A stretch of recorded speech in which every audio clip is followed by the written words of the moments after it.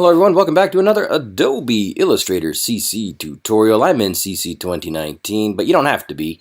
But I'm going to show you how to create a pattern inside Adobe Illustrator. And while it sounds like it should be easy, it is in fact kind of complicated, and more importantly, it's not intuitive and user-friendly. And I don't know why, but this is the way it is right now. So I am going to show you all of the separate steps. So the first step is, if you want to follow along, just go File, New, and let's just create a document. It doesn't matter what size it is, guys. I'm just going to go with a web 1920 by 1080 because it's nice and simple.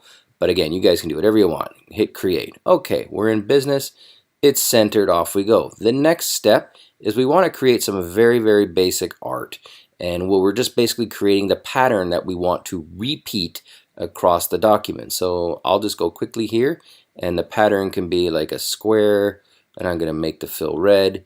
And then the next thing, I'll make maybe a circle. These are not the point of the video, so this stuff doesn't matter. This is just to show you the technique. So I'm going very quickly through it. You guys can do whatever the heck you want. And then maybe we'll make one star over here somewhere. I don't know. Something like that. Hey, there's a star. You're a star, guys. And I'm going to make that green. Ugly as all hell.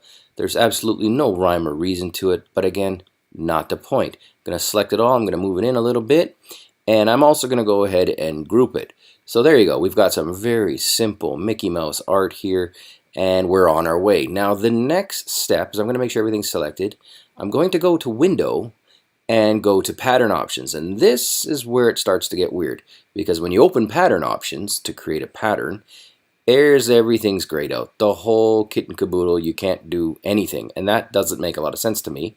But if you left click over here on the hamburger menu, you have the option to make a pattern. So let's go ahead and left click on that.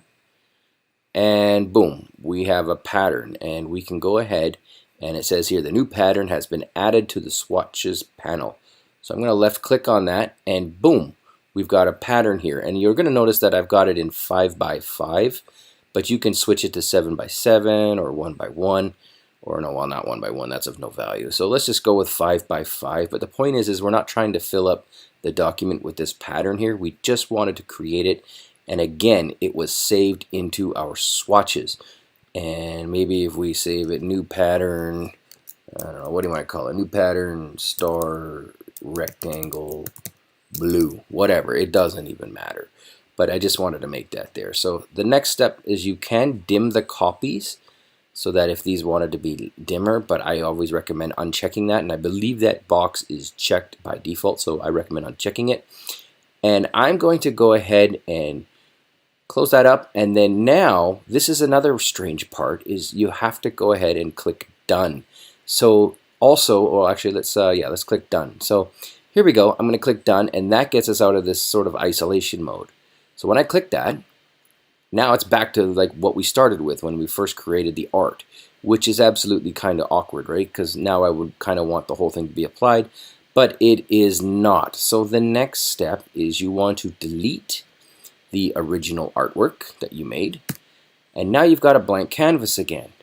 Now go over here to your rectangle tool and draw a rectangle across the whole artboard or your whole document.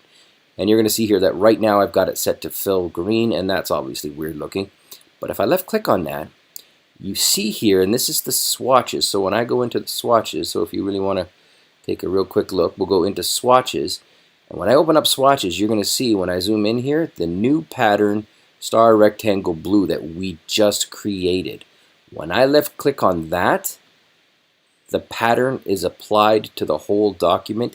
And that is how you make a pattern and you apply it across the document. So guys, again, not very straightforward in my opinion, but that is the technique.